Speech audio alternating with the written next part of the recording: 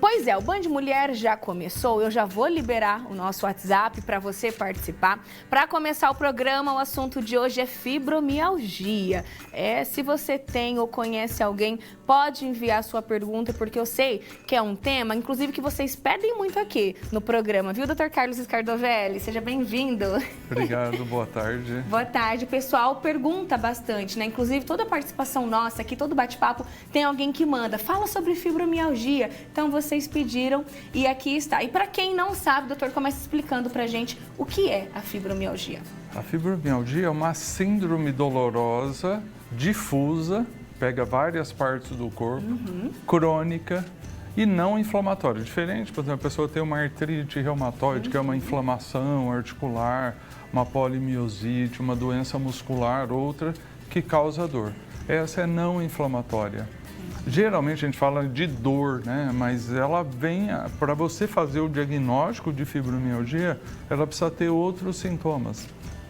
Então, geralmente é uma dor difusa, crônica, associado a um sono não reparador, aquela pessoa que deita cansada e acorda mais cansada ainda, às vezes pode ter dormido o suficiente, mas não é o suficiente para ela. Ela sente um cansaço crônico, né? Às vezes pessoas acham até que a síndrome da fadiga crônica. Então, assim, é uma série de sintomas. E se a gente pegar e alavancar todos os sintomas que as pessoas com fibromialgia sentem, então pode ter depressão, pode ter síndrome do colo irritável, pode ter tontura, pode ter cefaleia ou não ter cefaleia, pode ter problema estomacal, pode ter perda de memória, pode ter uma série de sintomas. Uma coisa vai desencadeando a outra, né? Sem dúvida. Para o pessoal de casa entender na prática, vamos ver aqui a nossa animação, doutor, e o senhor vai explicando pra gente. Olha, então a fibromialgia, como a gente está falando, dores no corpo por um longo período. Seria isso, doutor? Né? Assim, ela tem que ter mais que 3, 6 meses. E são dores que atingem principalmente a musculatura, os tendões. Então é isso que eu falei, né? A pessoa tem um distúrbio do sono, não consegue aquele sono que a gente chama de reparador. Né? A dor de cabeça não é uma obrigatoriedade, mas ela vem com uma certa frequência, mais associada até a enxaqueca do que a cefaleia tensional. Nessa sensação de fadiga, parece que a pessoa está gripada, ou uma fadiga crônica, sem ânimo, sem vontade de fazer as coisas, sente exatamente cansaço. E os fatores psicológicos vêm associados à depressão, ansiedade. De 50% a 80% dos casos de fibromialgia vem associado a esses sintomas. Foi classificado até a fibromialgia como sendo um tipo de depressão. Olha, é porque assim, um relato de que eu já ouvi, né, de quem foi diagnosticado com fibromialgia, a primeira coisa que eles falam é assim, nossa, dói tudo, dói, não sabe, parece que não sabe onde é a dor. Tem alguns pontos, doutor, como seria?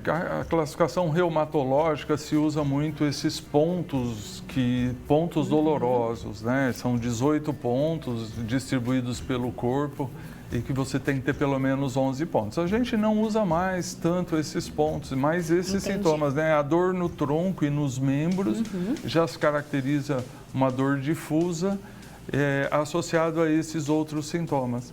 Mas é uma doença que causa muito sofrimento nas pessoas. Você imagina, você acorda... minha mãe tem. Aí a gente acompanha ali de perto, realmente é bem Você difícil. acorda com dor e sente a dor, é uma dor real. Só que, gente, você imagina uma pessoa reclamar de dor durante 10 anos. E o que isso causa? Primeiro, para a pessoa, extremo sofrimento.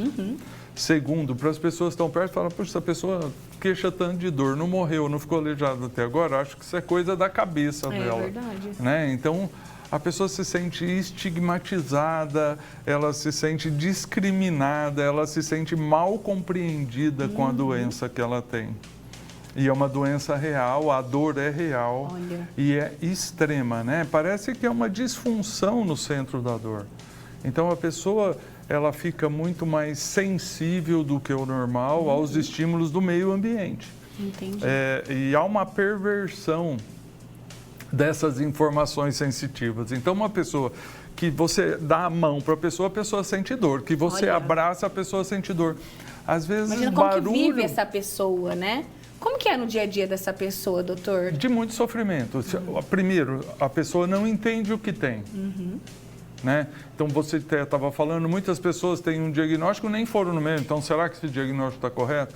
Outras pessoas tratam de problemas de coluna, problemas de cefaleia, outros problemas e não têm o diagnóstico, que acontece na grande maioria das pessoas.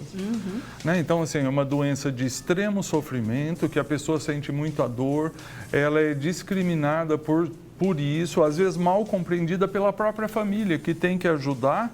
É frescura, né? Assim como tem pacientes, né, pessoas que têm a depressão, muita gente fala que é frescura também, fibromialgia fala que é frescura, e só quem sente na pele sabe o que é, né, doutor? Exatamente, a pessoa reclamando de dor o dia inteiro, o dia todo, e se faz uma série de coisas e não melhora, porque enquanto a pessoa não compreende o que tem, ela não consegue lutar contra o problema.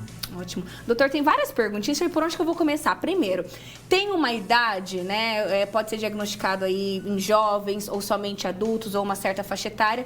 E já emendado nessa pergunta, eu queria saber assim, uma vez que diagnosticado, né? A pessoa, o senhor disse agora há pouco, vai conviver com isso, mas tem alguma chance de cura ou ela vai viver o resto da vida assim? Então, a fibromialgia é uma doença mais de mulher, né? Então são 8 ou 9 mulheres para cada homem. Né, mas acometem homens também. A idade, a faixa etária é ao redor dos 30 aos 50 anos, mas você pode ter jovens, adolescentes com fibromialgia, pessoas na melhor idade com fibromialgia, então ela não está... muito ligada à faixa etária, né? Ela tem essa faixa etária que é onde ela mais acontece, mas ela pode acontecer em qualquer idade. E tem um porquê porque as mulheres sofrem mais, têm mais?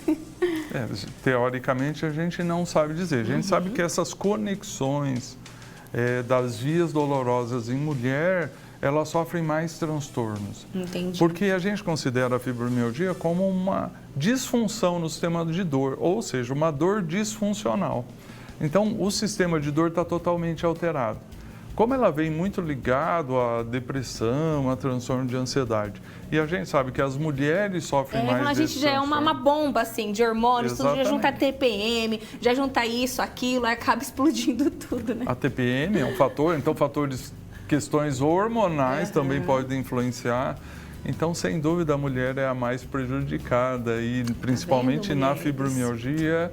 E mal entendida, e muitas vezes faz-se o tratamento errado dessa doença. Olha só, você que está acompanhando o nosso bate-papo, está se identificando com o assunto? Olha, nosso WhatsApp já está bombando aqui, já eu começo a ler, porque nós temos mais uma telinha aqui, doutor, para a gente acompanhar. Lá, o que a gente estava falando aí, de 10 pacientes, 7 a 9 são mulheres, de 30 a 60 anos. Aí algumas causas: problemas emocionais, traumas. Você vê que sempre a pessoa com fibromialgia, ela tem um gatilho que desencadeia a doença. É verdade. Né? Então, esse gatilho, ou vem um processo infeccioso, ou um trauma psíquico, ou um trauma... Olha, histórico familiar. Um acidente, uma coisa desse sentido, né? Com relação a esse sedentarismo, é lógico que a doença costuma afetar mais pessoas sedentárias, classes socioeconômicas um pouco piores, mas isso não é fator único para a doença, né? Então você tem que estar atento a uma série de questões para fechar o diagnóstico, não só o quadro doloroso, como outras queixas. Mas é isso, né? Essas questões emocionais estão muito ligadas à doença. Né? O fator genético, quase 50% das pessoas têm histórico familiar. Olha, né? Então já tem que ficar atenta, minha mãe tem. Olha só. Acredita-se que haja um polimorfismo nos receptores serotoninérgicos, falando um termo meio difícil, mas isso que justifica a gente encontrar várias pessoas da mesma família. Então, a primeira coisa, quando eu vou fazer um diagnóstico de fibromialgia, eu pergunto: tem alguém na sua família que queixa de muita dor? Às vezes não tem um diagnóstico de fibromialgia, sofreu a vida inteira, foi tratado da coluna, de outras doenças, porque quando você vai fazer o diagnóstico de fibromialgia, não significa que a pessoa só tenha fibromialgia. Ela pode ter outras doenças que se confundem, que também causam dor. Olha só. E aí não faz o diagnóstico de fibromialgia. E é o que a gente fala sempre, né? Procurar um especialista e não o Dr. Google, viu? Olha, logo após o intervalo eu vou ler as perguntas aqui de vocês, muitas perguntinhas chegando. Aproveita aqui e envia pra gente também a sua dúvida, tá bom? Eu vou e volto e você não sai daí. De volta aqui no nosso bate-papo de hoje com o Dr. Carlos Scardovelli sobre fibromialgia. E já vi que vocês estão se identificando bastante. Olha, a doutora Edivânia, de Presidente Bernardes, está dizendo o seguinte: tenho fibromialgia há 4 anos, faço tratamento, cada dia é uma dor nova, uma dor insuportável. 4 anos já diagnosticada. É uma dor real, né? Que a pessoa sente, e isso às vezes deixa a pessoa incapacitada para fazer as suas atividades, de extremo sofrimento. Já pensou uma pessoa sentindo dor? Ainda tenho que cuidar de outras pessoas. Exatamente. Cuidar dela mesma dela já mesma, é difícil. né? Já é difícil, exatamente. Né? E ela continua, doutor. Uso medicamentos contínuo, como corticoides, metrotexato, é isso? Ácido fólico, pregabalina. Agora também. Ela está dizendo que toma esses medicamentos. Aí a pessoa, quando diagnosticada, o tratamento ao longo da vida, como a gente disse, né, doutor, para controlar. O que a gente tem que focar quando faz um diagnóstico é a melhora da qualidade de vida da pessoa. Então, assim, a melhor forma de tratar a fibromialgia, e que as pessoas, quando a gente fala, pelo amor de Deus, doutor, com essa dor, o senhor vai mandar eu fazer exercício. Né? Então, a atividade física. Então, a questão do resultado da fibromialgia, ela está muito associada a como eu vou enfrentar a minha doença. Né? Então, esse enfrentamento da doença, essa capacidade que eu tenho de lutar contra a doença. Você vê que muitas pessoas tomam medicações que causam efeitos colaterais terríveis, engordam, causam alteração na memória, e não é o correto. Né? A gente não tem que usar esse tipo de medicação que vai transformar a doença numa coisa pior ainda. É verdade, é muito cuidado com isso, viu, gente? Olha só, dores nas juntas, o Wagner Fioravante, de Teodoro Sampaio. Dores nas juntas corriqueiramente, mesmo jogando bola e me exercitando, pode ser sintoma de fibromialgia? Então ele está sentindo dores nas juntas direto. A fibromialgia não é uma característica de dor articular, né? É uma característica de dor muscular, dor nos tendões. Então você tem que ser bem avaliado. Eu acho que todo mundo que tem os seus sintomas, eles devem procurar os médicos, os especialistas, os ortopedistas, neurologistas, reumatologistas, para fazer um diagnóstico. Nem toda dor é fibromialgia, né? Então você tem que estar atento, porque você pode ter um problema, um desgaste articular, uma lesão articular, uma sobrecarga articular e causar dor também. Com certeza, olha só. Tenho muita ansiedade, tanto que afeta muito o meu corpo, sai muitos machucados. Não sei se tenho fibromialgia, pois vivo com o corpo cansado. Tem dias que durmo o dia inteiro. É a Lívia, ela não deixou a cidade. Então, olha só, vários fatores. Ansiedade, dorme o dia inteiro, aparece com machucados. São sintomas, doutor? Olha, é difícil, a gente não vai fazer diagnóstico aqui. Mas, assim, existe uma síndrome chamada síndrome da fadiga crônica. Essa pessoa sente um cansaço crônico. Então, tem pessoas depressivas, pessoas muito ansiosas. Até a própria fibromialgia, ela foi descrita uma época como uma síndrome de somatização. O que é somatização? Olha, meu cérebro não está legal, meu corpo começa a apresentar sintomas de cansaço, começa a apresentar pessoas que desmaiam, pessoas que ficam paralisadas. Então, são sintomas de somatização. A gente não pode colocar tudo num balaio só. A fibromialgia é uma doença que tem um diagnóstico clínico muito específico, né? Que a gente tem que buscar esse diagnóstico. Perfeito. Olha, para a gente encerrar rapidinho. Boa tarde. Fibromialgia tem a ver um pouco com a ELA, que é esclerose lateral amiotrófica. Não tem nenhuma relação com a ELA, né? A ELA é uma doença neurodegenerativa de primeiro e segundo neurônio, com uma evolução ruim, né? Então, assim, é uma doença com uma característica totalmente diferente da fibromialgia.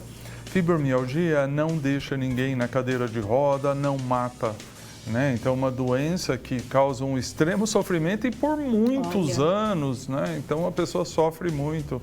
é uma doença que não tem cura, mas que, se bem tratada, bem acompanhada, a pessoa pode ter uma qualidade de vida boa. Vai sentir dor até o último dia da sua vida, mas pode ter uma qualidade de vida boa. Um acompanhamento, né? Sim. Eu falo que eu vou encerrar, mas tem muita pergunta legal chegando. Neste momento, estou com muita dor. Quero saber se, além de todos os sintomas citados, tem formigamento também. A Ângela Galvão, de Birigui. Então, formigamento? Não é uma queixa da fibromialgia, mas ela não pode também ser excluída porque você tem formigamento. Existem pessoas com fibromialgia, tem síndrome do túnel do carpo, que causam formigação, síndrome do túnel do tarso, ou outras doenças que vêm concomitante à fibromialgia. Então, nada pode ser excluído, mas também nada é específico.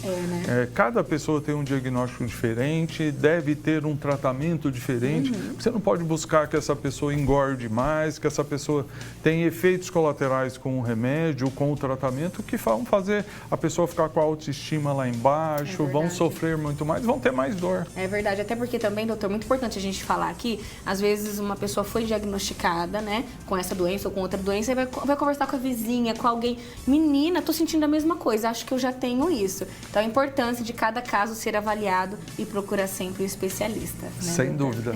Posso falar alguma coisa? Com certeza. E assim, geralmente eu falo para o pessoal, olha, não converse tanto com o vizinho.